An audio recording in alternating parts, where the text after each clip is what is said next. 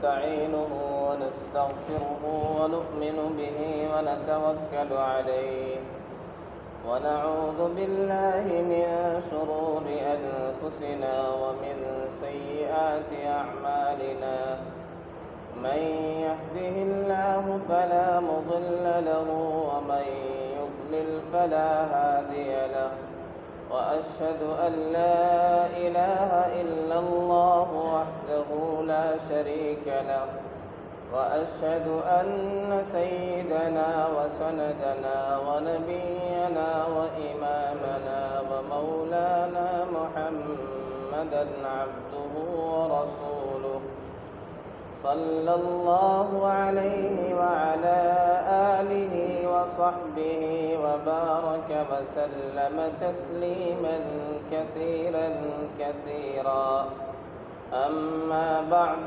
فأعوذ بالله من الشيطان الرجيم بسم الله الرحمن الرحيم وأتموا الحج والعمرة لله صدق الله العظيم.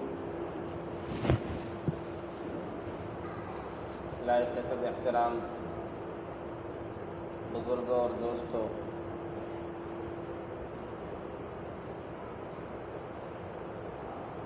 عبادات کی عام طور پر 3 قسمیں بیان کی جاتی ہیں۔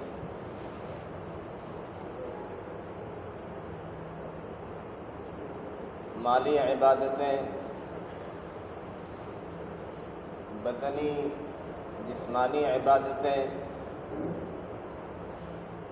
اور وہ عبادتیں جو ان دونوں سے مرکب ہو، ان دونوں سے مل کر کے ادا کی جاتی ہیں۔ بدنی اور جسمانی عبادت جیسے نماز پڑھتے ہیں، جیسے روزہ رکھتے ہیں، اس میں ہمارے جسم کو، ہمارے اعضاء اور جوارح کو دخل ہے، اس میں ہمارے مال کا دخل نہیں ہے، مال نہیں لگتا۔ اور چند عبادتیں وہ ہیں جن میں مال لگتا ہے، جیسے زکوٰۃ ہے، صدقہ خیرات ہے، اور ایک عبادت یہ ہے کہ اس میں جسم بھی لگتا ہے، بدن کا بھی عمل دخل ہے، اعضاء و جوارح بھی استعمال ہوتے ہیں، اور مال بھی استعمال ہوتا ہے۔ یہ عبادت ہے حج اور عمرے کی۔ جہاں تک حج کا تعلق ہے تو اس کے خاص ایام ہیں، انہی ایام میں حج ادا کیا جاتا ہے۔ لیکن عمرہ یہ کبھی بھی کر سکتے ہیں حج کے ایام کے علاوہ۔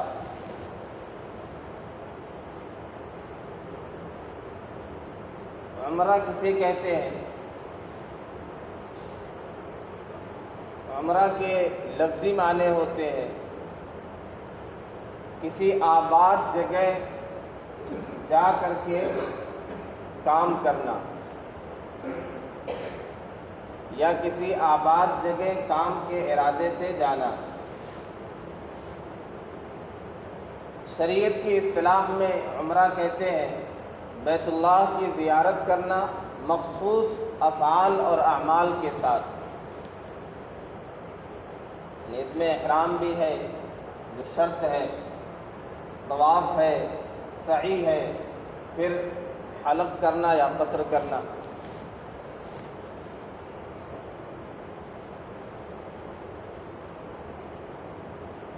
حج کے چونکہ مخصوص ایام ہیں، اس میں بہرحال اتنی سہولتیں نہیں ہوتی ہیں، ہر ایک کے لیے کرنا اتنا آسان نہیں ہوتا ہے۔ کچھ اپنے اعذار ہوتے ہیں، کچھ حکومت کی طرف سے پابندیاں ہوتی ہیں، لیکن عمرے میں بظاہر ایسی کوئی دشواریاں نہیں ہوتی ہیں اور اتنی مشکل چیز نہیں ہے کوئی کہ ہم نہ کر سکیں. اس میں عام طور پہ ہماری طرف سے زیادہ کوتاہیاں پائی جاتی ہیں.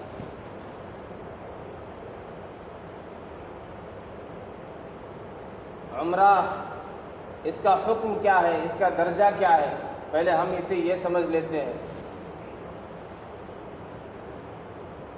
امام اعظم ابو حنیفہ رحمۃ اللہ علیہ، امام مالک رحمۃ اللہ علیہ، یہ دونوں بڑے امام، ان حضرات کے نزدیک عمرہ کرنا سنت ہے، واجب اور فرض نہیں. لیکن امام احمد بن حنبل، امام شافعی، امام بخاری، ان حضرات کے نزدیک عمرہ کرنا زندگی میں ایک مرتبہ واجب ہے، ضروری ہے.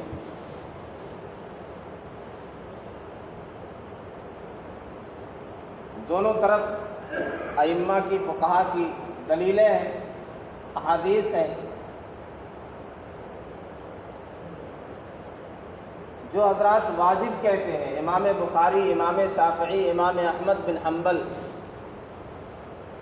وہ کہتے ہیں سیدہ عائشہ رضی اللہ عنہا نے نبی اکرم صلی اللہ علیہ وسلم سے پوچھا، کیا عورتوں پر جہاد ہے؟ رحمت عالم صلی اللہ علیہ وسلم نے ارشاد فرمایا کہ ہاں، علیہن جہاد، ان پر بھی جہاد ہے، لا قتال فیہ، اس میں کوئی لڑائی جھگڑا نہیں، کوئی قتال نہیں. ان کا جہاد کیا ہے؟ العمرۃ، عمرہ. تو علیہن، ان پر، اعلیٰ جہاں پہ آ جاتا ہے تو اس کے معنی یہ ہوتے ہیں کہ یہ لازم ہے، واجب ہے. تو ان حضرات کی دلیل یہ ہے، یہاں پہ علیہن، اعلیٰ کا لفظ پیارے آقا صلی اللہ علیہ وسلم نے ارشاد فرمایا، یہ استعمال فرمایا. تو پتہ یہ چلا کہ یہ ضروری ہے، واجب ہے. بہرحال ہم مسلک احناف کو فالو کرنے والے، ان کے نزدیک بھی بہرحال سنت ہے. سنت بھی لے لیں تو ہمیں نبی اکرم صلی اللہ علیہ وسلم کی سنت پر عمل کرنا چاہیے، اسے نہیں چھوڑنا چاہیے. عمرے میں اس حوالے سے بھی کوتاہی ہوتی ہے کہ ہم نے یہ سمجھ رکھا ہے یا یہ بات مشہور کر دی گئی ہے کہ حج سے پہلے عمرہ کرنا غلط ہے. اس لیے بھی شاید لوگ اس سے پیچھے رہتے ہیں یا غفلت کا شکار ہیں، جبکہ پیسے ادھر ادھر بہت خرچ ہوتے ہیں، دنیاوی مقاصد کے لیے سفر ہوتے ہیں، تجارتی اغراض کے لیے سفر ہوتے ہیں، پکنک منانے کے لیے گھومتے ہیں. تو کہیں نہ کہیں یہ بات بھی لوگوں میں مشہور کر دی گئی، یہ بات پھیلا دی گئی کہ حج سے پہلے عمرہ کرنا غلط ہے، جبکہ احادیث کی روشنی میں اور نبی اکرم صلی اللہ علیہ وسلم کے عمل کو سامنے رکھا جائے تو پہلے عمرہ ہے. رحمت عالم صلی اللہ علیہ وسلم نے 4 عمرے کیے ہیں.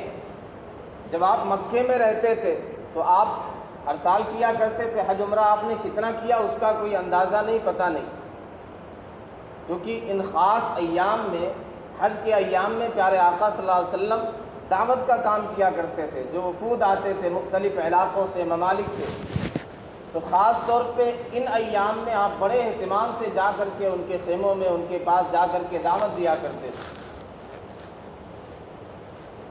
مدنی زندگی جو آپ کی، اس میں محدثین اور علماء کہتے ہیں کہ آپ صلی اللہ علیہ وسلم نے 4 عمرے کیے ہیں اور 1 حج کیا ہے آپ نے. اور پہلے آپ نے عمرہ کیا ہے.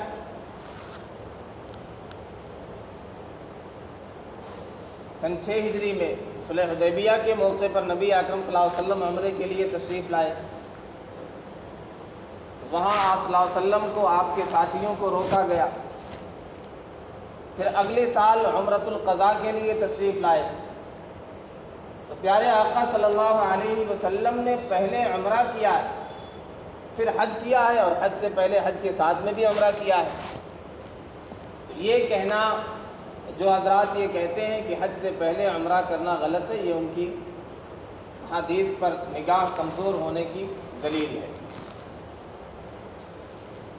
ایک بات یہ بھی مشہور ہے عوام میں کہ اگر حج سے پہلے عمرہ کرنے چلے گئے تو حج فرض ہو جائے گا۔ یہ بھی ایک غلط فہمی ہے۔ ہاں یہ بات ضرور ہے کہ حج فرض ہونے کے لیے جیسے یہاں سے ہمارے لیے استطاعت ہے کہ وہاں جانے کا انتظام ہو، ذات و راحلہ ہو، سواری ہو، توشے کا انتظام ہو، اور جب تک وہاں رہیں واپس آنے تک گھر والوں کے لیے، اہل و عیال کے لیے نفقے کا انتظام ہو، یہ ساری چیزیں جب ہم یہاں ہیں تو یہ سارے انتظامات، اگر کوئی وہاں پہنچ گیا اور وہاں رہ سکتا ہے حج کے ایام تک، کوئی مجبوری نہیں ہے، کوئی معذوری نہیں ہے، وہاں پر ہے اور رہ سکتا ہے حج کے ایام تک، تو اب اس کے لیے یہ ساری شرائط نہیں جو یہاں سے جانے کے لیے کہ ہمارے پاس سواری ہو، سارا انتظام، اب تو وہ وہاں موجود ہے اور وہاں رہ سکتا ہے، کوئی رکاوٹ نہیں، تو اب اس پر بہرحال حج فرض ہو جائے گا۔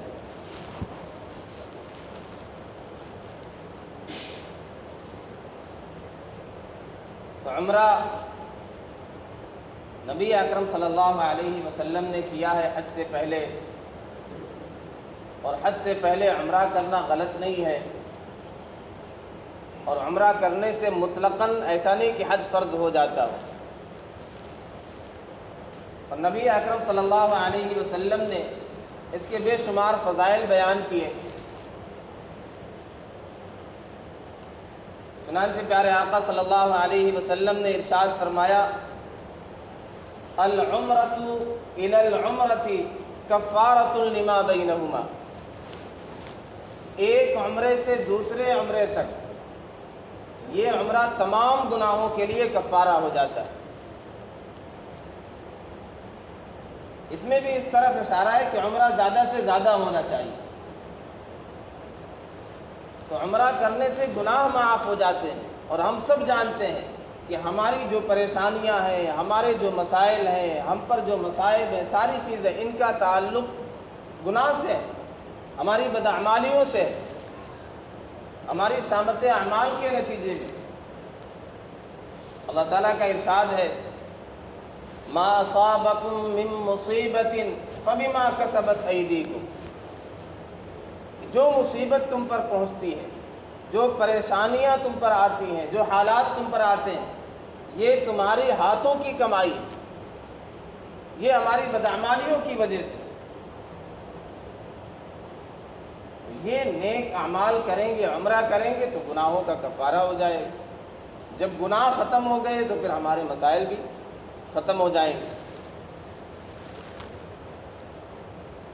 اسی طرح رحمت دو عالم صلی اللہ علیہ وسلم نے ارشاد فرمایا، تابعوا بین الحج والعمرۃ فإنہما ینفیان الفقر والذنوب، کہ حج اور عمرہ مسلسل کیا کرو، پے در پہ کیا کرو۔ کیوں؟ فائدہ کیا ہے؟ اس سے فقر ختم ہو جاتا ہے، یہ محتاجی کو دور کرتا ہے اور گناہوں کو مٹا دیتا ہے۔ حج اور عمرہ کرنا، اس سے غربت اور افلاس اور فقر و فاقہ، محتاجی دور ہوتی ہے۔ اور ہم یہ سمجھتے ہیں ہماری ظاہر چیزیں دیکھنے والی ظاہر بھی نگاہ، اس میں ہمارے سامنے ہوتا ہے، اس میں تو اتنا خرچ ہو رہا ہے، اس میں تو اتنے لگ رہے ہیں، پیکیج اتنے مہنگے ہیں، تو ہماری نگاہ اس پر ہوتی ہے خرچ کتنا ہو رہا ہے، لگتا کتنا ہے، اس طرف ہماری نگاہیں نہیں جاتی کہ ہمیں مل کتنا رہا ہے، کتنی رحمتیں مل رہی ہیں، کیسی برکات ہمیں حاصل ہوں گی، کیا خزانوں سے ہمیں نوازا جائے گا، کیا دولت ہمیں ملنے والی ہے، کیا لطف اور راحت ہمیں ملنے والی ہے، کتنی برکتیں ملنے والی ہے، فقر و فاقہ دور ہو، یہ ادھر کیا مل رہا ہے، ادھر توجہات عام طور پہ نہیں جاتی، اور نبی اکرم صلی اللہ علیہ وسلم ادھر توجہ دلا رہے ہیں کہ تم تو یہ سمجھتے ہو کہ فقر و فاقہ شاید آ جائے، تمہاری ضروریات کا کیا ہوگا، تمہارے مشاغل کا کیا ہوگا، تمہیں گھر بنانا ہے اس کا کیا ہوگا، لڑکا اور لڑکی کی شادی کرنا ہے اس کا کیا ہوگا، یہ کہاں سے انتظام ہوگا، اس کا انتظام کہاں سے ہوگا، دکان کیسے چلے گی، کون سنبھالے گا، تو تمہاری نگاہ تو ادھر ہے، دنیا کی طرف۔ اور پیارے آقا صلی اللہ علیہ وسلم کہہ رہے ہیں کہ تمہارے مسائل کا یہی حل ہے، تابعوا بین الحج والعمرۃ فإنہما ینفیان الفقر والذنوب، یہ حج اور عمرہ کرنا فقر و فاقے کو دور کرتا ہے، گناہوں کو مٹا دیتا ہے۔ اور تاریخ شاہد ہے، دنیا میں کوئی ایسا بندہ شاید نہ ملے، ہزاروں سال سے حج کا سلسلہ چل رہا ہے، حج کرنے کی وجہ سے، عمرہ کرنے کی وجہ سے کوئی فقیر ہو گیا ہو، محتاج اور قلاش ہو گیا ہو، جبکہ اس کے برخلاف بے شمار واقعات آپ کے علم میں ہوں گے کہ انہوں نے حج کیا، عمرہ کیا، اللہ نے خوب برکتوں سے نوازا، دنیا میں خوب وسعتیں دی، کاروبار میں خوب برکت ہوئی، تو خوب ترقیات ہوئی۔ اور رحمت دو عالم صلی اللہ علیہ وسلم نے پھر آگے مثال سے سمجھایا کہ ایسے مٹ جاتا ہے فقر، ایسے گناہ مٹ جاتے ہیں، کما ینفی الکیر خبث الحدید والذہب والفضہ، جیسے بھٹی میں لوہے کو ڈالا جائے، سونے چاندی کو ڈالا جائے تو زنگ بالکل ختم کر دیتی ہے آگ وہ بھٹی، ایسے ہی بالکل گناہ ہمارے مٹ جاتے ہیں، ختم ہو جاتے ہیں، فقر و فاقے کا پھر کوئی چانس نہیں رہ جاتا۔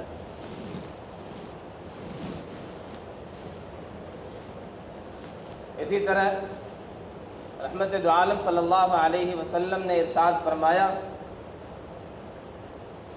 کہ حج کرنے والے، عمرہ کرنے والے وفد اللہ، یہ اللہ کے وفد ہیں، اللہ کی جماعت ہے، اللہ کی ٹیم اور گروپ ہے۔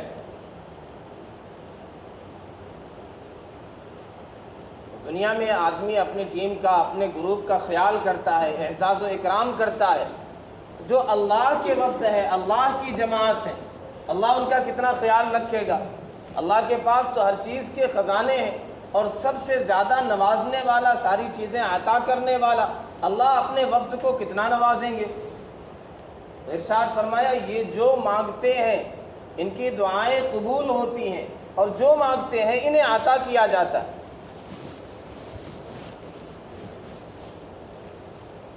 اسی طرح ایک اور روایت میں پیارے آقا صلی اللہ علیہ وسلم نے ارشاد فرمایا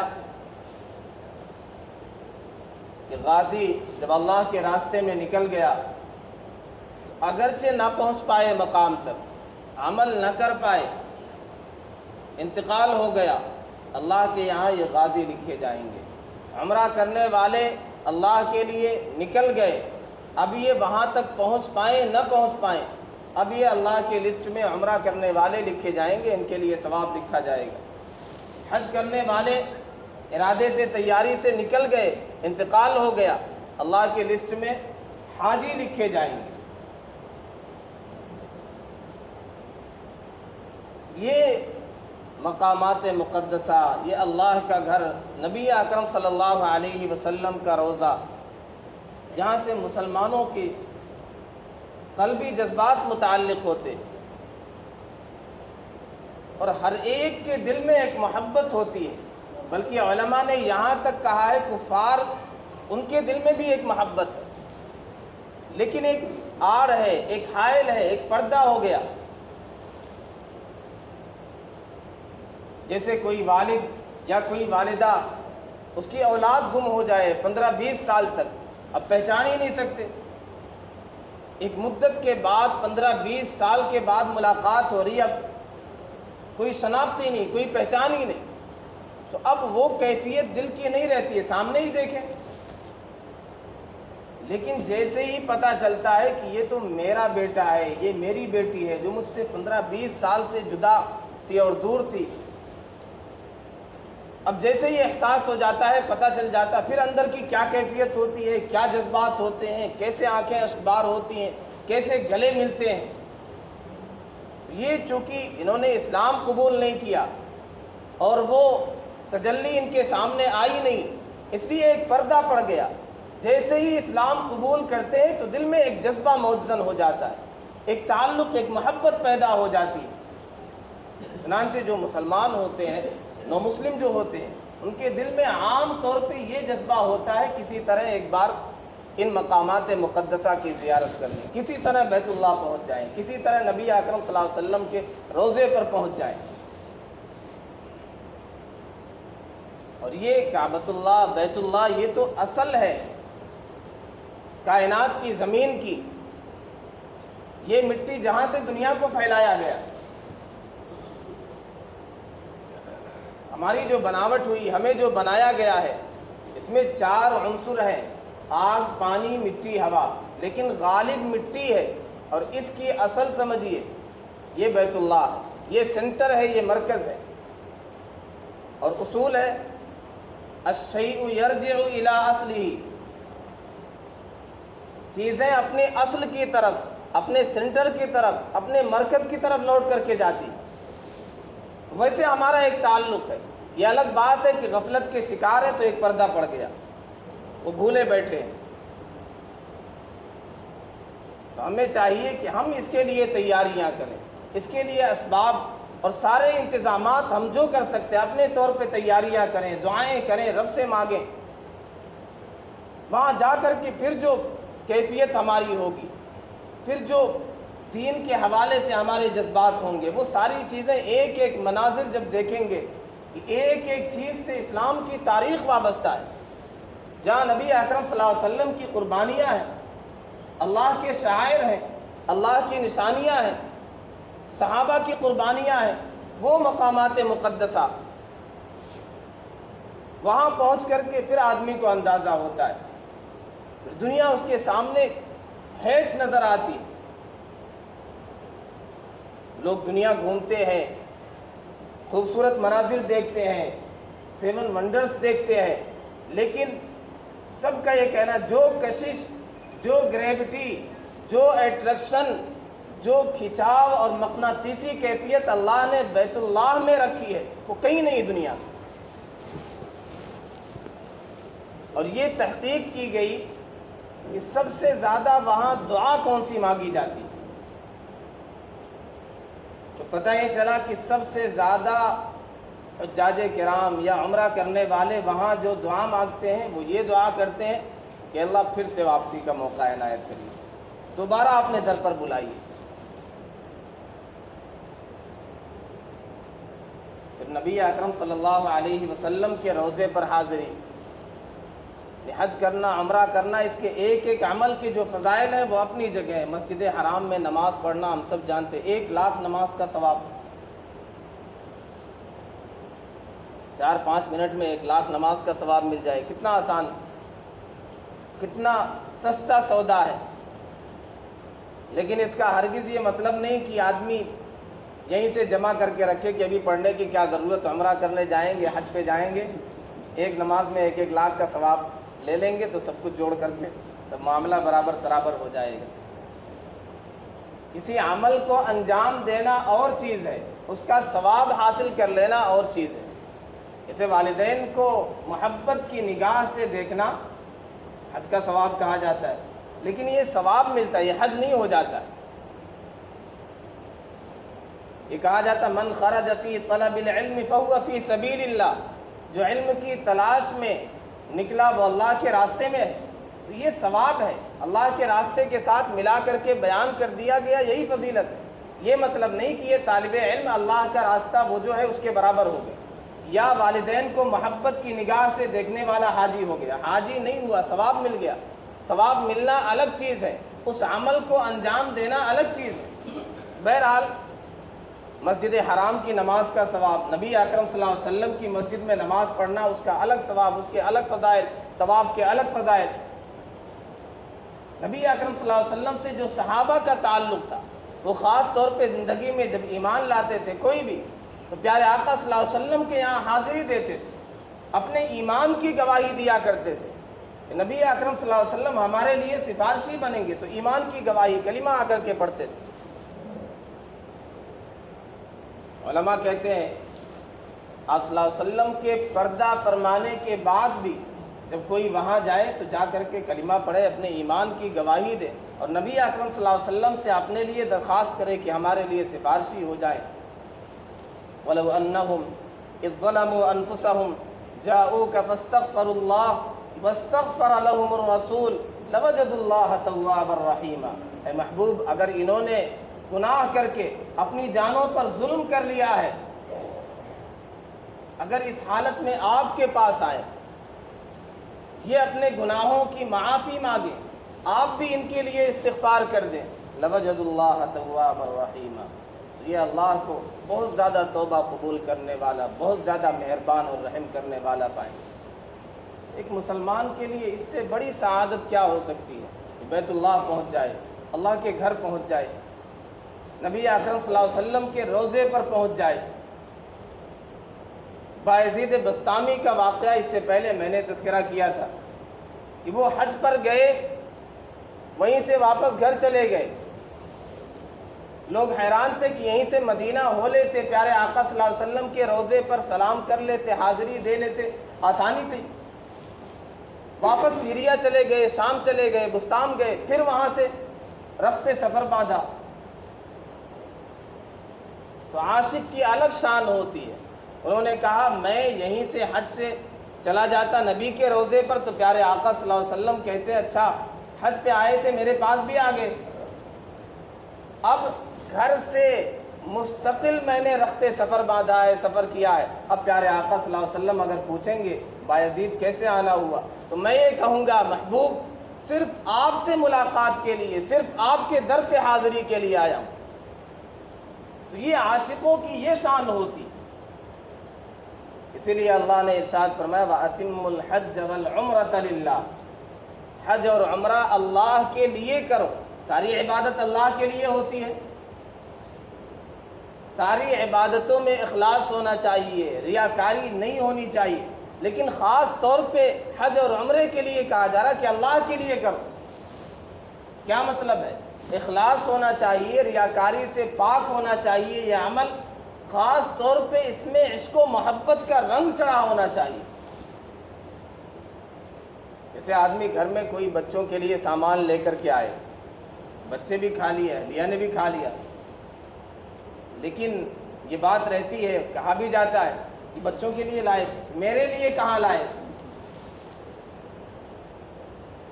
استعمال تو سب نے کیا، لیکن ایک خاص رنگ ہوتا نہیں، یہ آپ کے لیے لے کے آئے۔ تو یہ عمل بھی اللہ کے لیے، نبی کے روضے پر جائیں صرف نبی کی محبت میں، کوئی اور غرض نہ ہو۔ نبی اکرم صلی اللہ علیہ وسلم نے ارشاد فرمایا کہ آخر وقت میں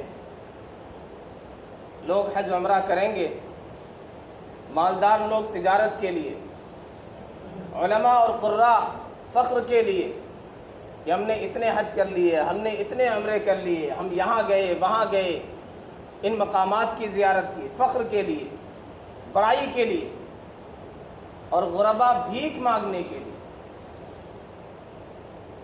یہ اللہ کے گھر پہ جائیں، اللہ کی محبت کا رنگ، کسی کی کوئی پرواہ نہ ہو، بس اللہ کے لیے جا رہے ہیں، اللہ کی رضا کے لیے جا رہے ہیں، عاشق بن کے جا رہے ہیں، کسی چیز کی کوئی پرواہ نہیں۔ اس لیے خاص لباس عطا کر دیا گیا، یہ 2 چادر، شاہانہ لباس نہیں ہونا چاہیے، ٹوپی نہیں ہونی چاہیے، پگڑی نہیں ہونی، ساری چیزیں اتار دو، بھول جاؤ تمہاری کیا شان تھی، کیا حیثیت تھی، یہاں دیوانے بن کے آؤ، عاشقی کی کیفیت ہونی چاہیے، لبیک کی صدائیں لگاتے ہوئے آؤ، اس طرح میرے در پہ آؤ۔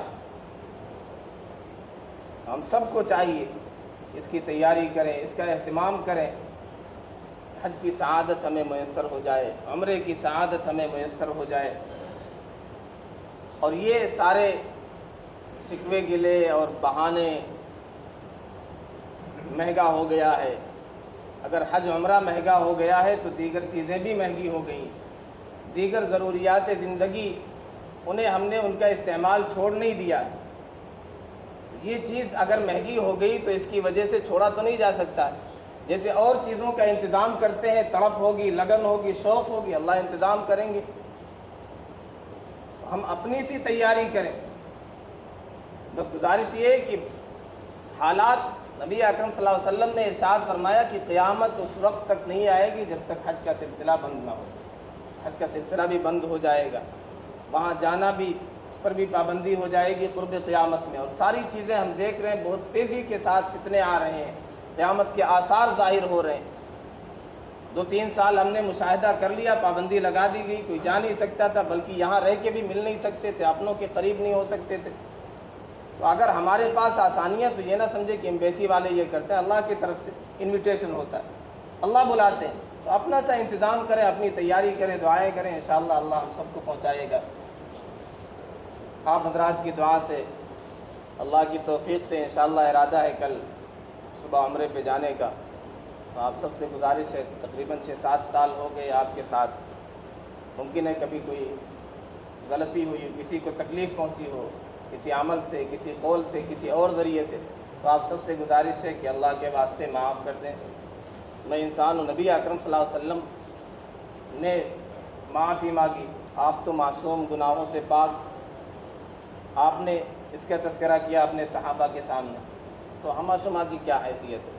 تو اللہ کے واسطے آپ سب سے درخواست ہے کہ معاف کر دیں اور دعاؤں سے نوازیں کہ اللہ آسان فرمائے۔ انشاءاللہ ہم بھی آپ کو دعاؤں میں یاد رکھیں گے۔ اللہ آپ سب کو، ہم سب کو حج و عمرے پر لے جائے، ان مقامات مقدسہ کی زیارت فرمائے۔ وآخر دعوانا الحمدللہ رب العالمین۔